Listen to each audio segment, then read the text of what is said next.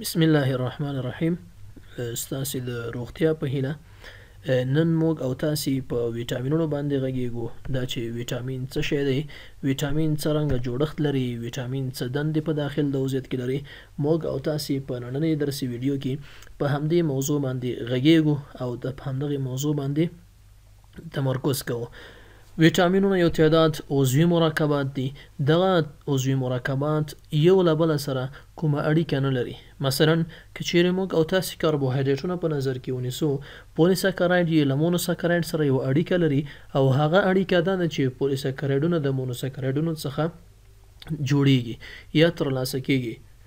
یا مثلا پولیساکرایډونه کله چې هغوی سنتیز کیږي یا کله چې هغوی تجزیه کیږي، بالاخره له هغوی څخه مونوساکرایډونه ترلاسه کیږي. یا مثلا که چیرې موږ پروټینونه، پولیپپټایډونه او یا امینو اسیډونه په نظر کې ونیسو، دوی هم یو له بله سره یو څه اړیکه لري.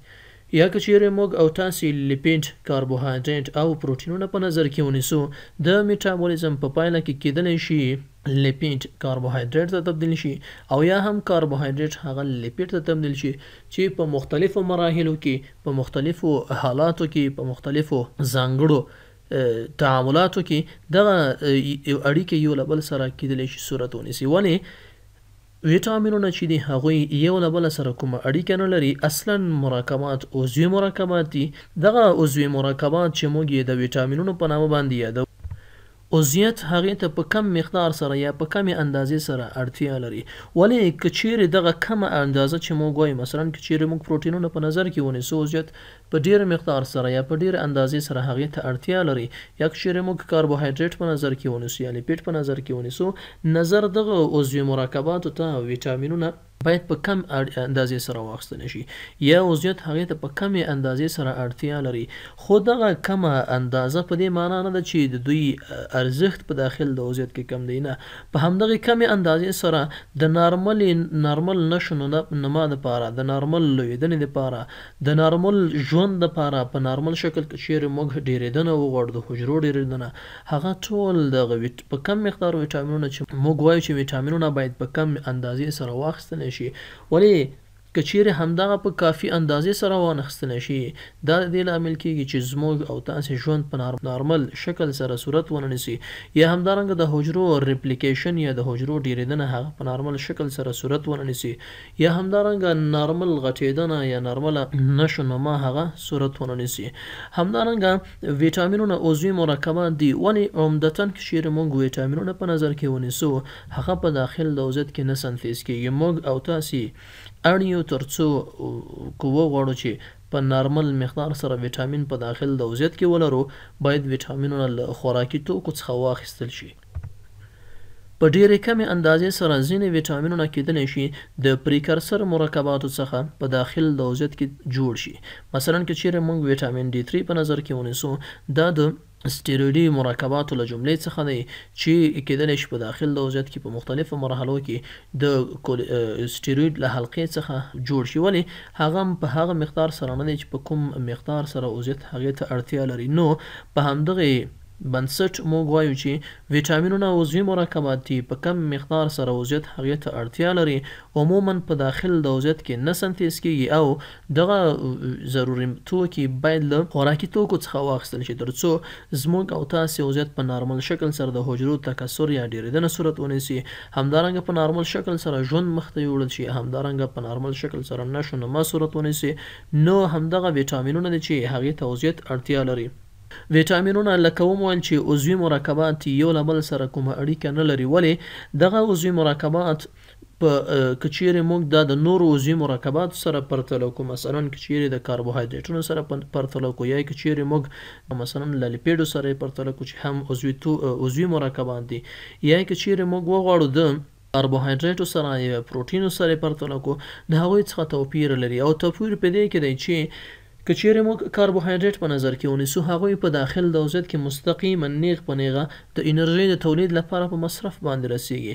یا که چیرې موږ لیپیډ په نظر کې ونیسو، هغوی هم د انرژۍ د تولید لپاره په مصرف باندې رسیږي، یا دا دی چې په داخل د عضویت کې په مختلفو جوړښتونو کې برخه اخلي، مثلا په حجروي غشا کې او د هغې په جوړښت کې. یا که چیرې موږ او تاسې پروټینونه په نظر کې ونیسو، پروټینونه هم جوړښتیزې دندې په داخل د عضویت کې مخته وړي او دا د مختلفو جوړښتونو لپاره زموږ او تاسې په عضویت کې اړین دي.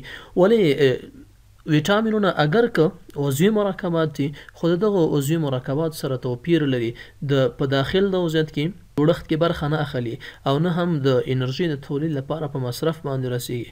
ولې مختلفې دندې مخته وړي چې هغه دندې هم زموږ او تاسې د عضویت لپاره اړینې دي. همدارنګه ډېری انزایمونه هغوی کولی شي په غیر مستقیم شکل سره تولید په انرژي کې برخه واخلي او هغه هم دغه دی چې د هغه انزایمونو لپاره چې د انرژي د تولید لپاره دنده مخته وړي د هغو انزایمونو لپاره د یو کو انزایم په شکل باندې یا د کوفیکټر په شکل باندې واوسي.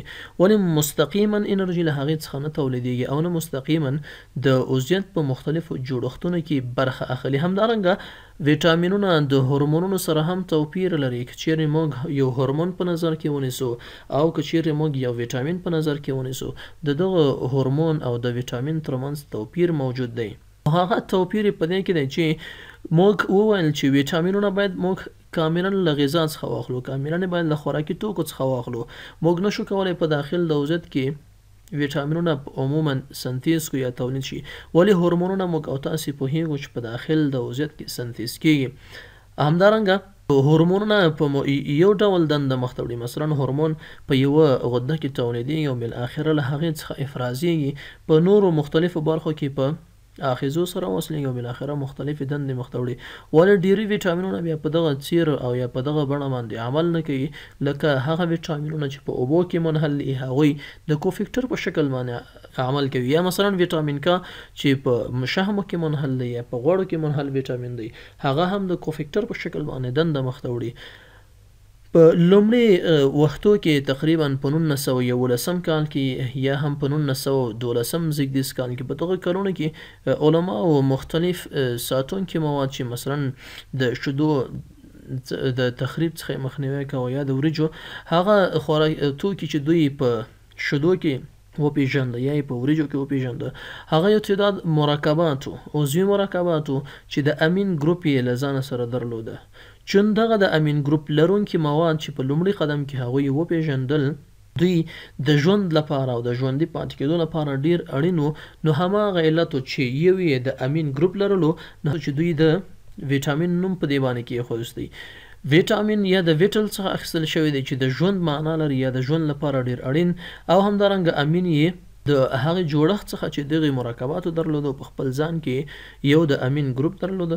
له همدغه امله په لومړي قدم کې ویټامین په دې شکل باندې نومېده یا په دې شکل باندې لیکل کېده. ولې وروسته چې وپېژندل شول چې دغه مرکبات چې ویټامینونه دي هغوی ډېری د امین ګروپ ځان سره نه لري، ولې د ژوند لپاره او د ژوند د پرمختګ لپاره اړین دي، نو پر همدې بنسټ یې د هغې څخه لرې کړله. ولې اوس ویټامین په دغه شکل باندې لیکل کېږي. لکه یادونه مو چې وکړله، ویټامینونه زموږ او تاسې د عضویت لپاره، زموږ او تاسې د نارمل ژوند لپاره اړین دي.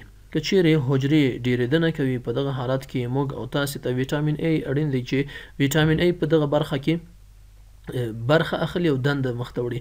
یا همدارنګه د سترګو په حجرو کې تر څو هغه حجرې چې د لیدلو دنده مخته وړي د هغې لپاره هم ویټامین ای ډېر اړین دی. نو همدا علت دی او همدا لامل دی چې موږ وایو په د لیدلو کې ویټامین ای موجودیت اړین دی. نو دا هم یو د ویټامینونو د ارزښت څخه دی. همدارنګه ډېری ویټامینونه هغوی د انټي اکسیډانت په شکل باندې دي چې همدغه د انټي اکسیډانت د ځانګړنې درلودلو له امله دغه ویټامینونه کولی شي په داخل د عضویت کې زموږ او تاسې د مختلفو ناروغیو څخه ساتنه وکړي. مثلا که چیرې اتیروسکلروزس په نظر کې ونیسو، یو د دې د ساتنې یا د دغه ناروغۍ څخه د ساتنې لامل هغه انټي اکسیډانټونه دي ترڅو لیپیډونه هغوی اکسیډای نشي او بالاخره ROS ته تبدیل نشي. ROS یا ریاکټیو اکسیجن سپیشیز چې دوی د دې لامل کیږي چې اثیروسکلروزس رامنځته شي یا مختلف سرطانونه رامنځته کړي. د دغه ټولو ناروغیو د مخنیوي لپاره انټي اکسیډانټ ته اړتیا ده او ډیری ویټامینونه په ځانګړي ډول ویټامین ای هغه دغه ځانګړنه لري. نو د ویټامینونو د ارزښت څخه یو دا هم دی چې موږ له مختلفو ناروغیو څخه په ځانګړي ډول اثیروسکلروزس څخه او د نورو سرطاني ناروغیو څخه موږ کولی شي وساتي. همدارنګه د وینې په لخته کېدنه کې یا د وینې په تحسر کې هم ویټامینونه اړین دي. په ځانګړي ډول ویټامین کا چې دغه د ویټامین کا ویټامین چې دی یو له هغو ویټامینونو څخه دی چې په شحمو کې منحل دی او د وینې په لخته کېدنه کې مهمه دنده مخته وړي. همدارنګه ډېری ویټامینونه لکه اوس په ځانګړي ډول هغه ویټامینونه چې هغوی په اوبو کې منحل دي دغه ویټامینونه د کوفیکټر په شکل باندې د مختلفو انزایمونو لپاره دنده مخته وړي او موږ ویلی دي چې انزایمونه تر هغه پورې دنده نشي ترسره کولی تر څو چې د هغې سره کوفیکټر یا کو انزایم وصل شوی نه وي. همدغه کوفیکټر یا همدغه ویټامینونه دي چې کولی شي مختلف انزایمونه د هغوی فعالیت تثبیت کړي او بالاخره د دې لامل شي چې هغوی فعال شي. تر څو چې ویټامینونه نه وي دغه انزایمونه فعالیت نشي کولی او موږ او تاسې پوهیږو چې ژوند په تعاملاتو باندې روان دی او دغه تعاملات په داخل لوزت کې د انزایمونو په واسطه باندې صورت نیسي او د انزایمونه د هغې لپاره د کټالیست په شکل باندې دنده مخته وړي او بیا دغه انزایمونو د فعالیت لپاره کوفیکټر ډیر اړین دی او دغه کوفیکټرونه ویټامینونه دي چې د مختلفو انزایمونو لپاره مختلف ویټامینونه دغه دنده مخته وړي. نو دا هغه عمومي ارزښت د ویټامینونو دی چې موږ یې یادونه کوو. بیا دا چې کوم ویټامین په داخل د وضعیت کې کومه دنده مخته وړي او کوم شکل تعامل مخته وړي په دې باندې بیا د هر ویټامین په خپل بحث کې په هغې باندې غږیږو. که چیرې ویټامین کمیږي کومه ستونزه رامنځته کیږي، که چیرې ویټامین نوې کومه ستونزه رامنځته کیږي او یا کوم ویټامین کومه ځانګړه دنده مخته وړي په دې باندې د هر ویټامین په بحث کې په باندې غږیږو. همدارنګه که چیرې مختلف ویټامینونه موږ په نظر کې ونیسو او دغه ویټامینونو کمبود رامنځته کیږي، کمښت یې رامنځته کیږي، دا د دې لامل کیږي چې مختلفې ناروغۍ هغه په وضعیت کې رامنځته شي. مثلا که چیرې ویټامین D3 یا د هغې پریکرسرونه په داخل د وضعیت کې کمیږي دا د دې لامل کیږي چې کلسیم په نارمل شکل سره موږ نه اخلو او بالاخره ناروغ ته ریکټس پیدا کیږي چې عموما په ماشومانو کې دغه ناروغي لیدلی کیږي. یا همدارنګه په لویانو کې اوسټیومالیشیا لیدلی کیږي چې خپله هډوکي د سفنجي شکل ځان ته نیسي او هډوکي ډېر زر ماتیږي او نازکه کیږي. همدارنګه د مختلفو ویټامینونو د کمبود څخه مختلف ناروغۍ رامنځته کیږي چې د هر ویټامین په بحث کې بیا موږ په هغې باندې غږیږو. مثلا که چیرې ویټامین A کمیږي دا د دې لامل کیږي چې شبکوري یا د شپې نه لیدنه رامنځته شي یا د ویټامینونو د کمبود څخه کیدلی شي هیمولایټیک انیمیا رامنځته شي په ځانګړي ډول په ماشومانو کې چې کله ویټامین A کمیږي یا همدارنګه د بیرې بیرې ناروغۍ یا همدارنګه د میګالوبلاستیک انیمیا رامنځته کیږي. انیمیا یا خپله کمخوني یا د وینې کمبود چې مثلا میګالوبلاستیک انیمیا په ځینې حالاتو کې د مختلفو ویټامینونو د کمبود یا د کمښت په له امله رامنځته کیږي چې موږ بیا د هر ویټامین په بحث کې په هغې باندې غږیږو. یا مثلا پرنشیس انیمیا یا کمخوني ده دا هم یو ډول کمخوني ده چې د ویټامینونو په کمبود کې رامنځته کیږي. که چیرې موږ ویټامینونه په نظر کې ونیسو ومویل عضوي مرکبات دي په کم مقدار سره موږ هغې ته اړتیا لرو. دغه ویټامینونه په د شکل باندې عموما په دوو ډلو باندې ویشل کیږي. یو دغه ویشنه یې هم د انحلالیت پر بنسټ ده چې ځینې ویټامینونه هغوی په اوبو کې منحل دي او ځینې ویټامینونه هغوی په غوړ یا په شحمو کې منحل دي. هغه ویټامینونه چې په غوړو کې منحل دي هغه عبارت دي له ویټامین A، ویټامین D، ویټامین E، ویټامین K. دغه څلور ویټامینونه هغه ویټامینونه دي چې دوی په غوړو کې منحل دي. د دوی جذب، د دوی انتقال او د دوی لیږدونه په داخل د وضعیت کې هغه په د شینو مایکرون په واسطه باندې یا د کینو مایکرون په واسطه باندې صورت نیسي یا د لیپوپروټین په واسطه باندې یا د ځانګړو پروټینونو په واسطه باندې چې له هغې سره وصلیږي او په داخل د وضعیت کې انتقالیږي. چون خپله داخلي سیستمونه په اوبو کې منحل دي یا اوبلن سیستمونه دي او دغه ویټامینونه په غوړو کې منحل دي. نو پر همدې بنسټ لکه شحمیات چې جذبیږي یا لکه شحمیات چې انتقالیږي دغه ویټامینونه هم په همدغه بل شکل باندې په داخل د عضویت کې هم جذبېږي د هغې جذب صورت نیسي او هم پر همدغه بڼه په داخل د عضویت کې د هغې لیږدونه صورت نیسي. هغه ویټامینونه چې په شحمو کې منحل دي ډېری د کوفیکټر په شکل باندې دنده مخته نه وړي، دوی مختلفې نورې دندې مخته وړي. مثلا ویټامین ای په د حجرو په ډېرېدنه کې، یا مثلا ویټامین ډي د کلسیم په جذب کې، یا ویټامین ای د انټي اکسیډان په شکل باندې. یوازینی ویټامین هغه د ویټامین کا دی چې په د کوفیکټر په شکل باندې دنده مخته وړي. همدارنګه هغه ویټامینونه چې هغوی په شحمو کې منحل دي، یا هغه ویټامینونه چې هغوی په غوړو کې منحل، هغه ویټامینونه چې په داخل د عضویت کې ذخیره شي یا په داخل د عضویت کې جمع شي، او دغه ویټامینونه که چیرې د خپل نارمل مقدار څخه ډېر ذخیره کېږي، دا په ځانګړي ډول ویټامین ای او ویټامین ډي دا د دې لامل کېږي چې مختلفې ناروغۍ هغه رامنځته کړي او زهري شکل ته تبدیل شي. همدارنګه دغه ویټامینونه چې په شحمو کې منحل دي هغوی په ځیګر کې او همدارنګه په شحمي انساجو کې ذخیره کېږي. یو تعداد ویټامینونه دي چې هغوی په اوبو کې منحل دي، مثلا هغه ویټامینونه چې د بي کمپلیکس ویټامینونه دي، مثلا ویټامین بي یو، ویټامین بي دوه، یا نور مختلف ویټامینونه، او همدارنګه ویټامین سی. دغه هغه ویټامینونه دي چې هغوی په داخل د عضویت کې په اوبو کې منحل دي. که چیرې مقدار ډېرېږي چون په اوبو کې منحل دي، هغوی فلټریشن صورت نیسي د ګردو او د بډوډو په واسطه باندې، او کېدلی شي په ادرارو کې اطراح شي. ولې هغه ویټامینونه چې په شحمو کې منحل دي هغه په داخل د عضویت کې د هغې د ذخیره کېدلو امکان دی، او هغه ویټامینونه چې په اوبو کې منحل دي هغوی خل د عضویت کې نه ذخیره کېږي.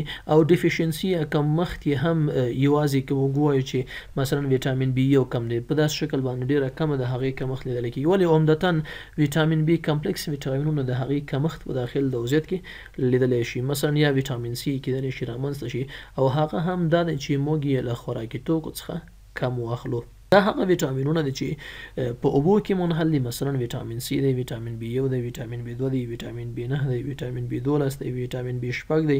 دا هغه ویټامینونه چې په داخل د عضویت کې مختلفې دندې د کوفیکټر په شکل باندې مخته وړي، او هر ویټامین موږ او تاسې انشاءالله په مختلفو برخو کې هغه مطالعه کوو، د هغې دنده، د هغې جوړښت، د هغې کله چې کمښت یې رامنځته کېږي علت یې څه شی دی، او کومې ستونزې د هغې د کمښت څخه رامنځته کېدلی شي.